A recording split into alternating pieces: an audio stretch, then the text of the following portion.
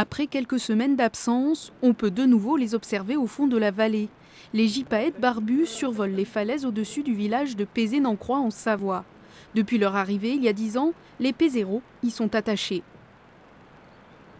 Les enfants de la commune de Pézé-Nancroix le suivent assez régulièrement.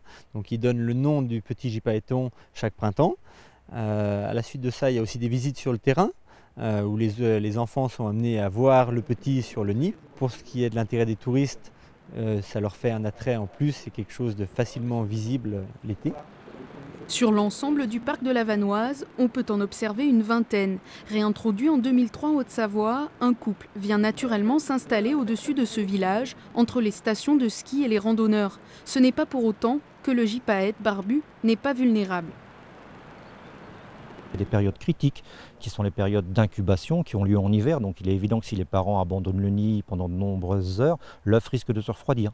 Il y a aussi une période critique qui est après la naissance du petit. Le petit n'a pas forcément une autonomie thermique, il n'est pas très gros, il peut être prédaté, notamment par des grands corbeaux.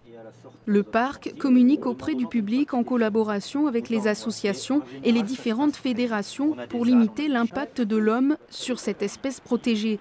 Chacun doit tout de même s'informer sur la législation avant de pratiquer une activité.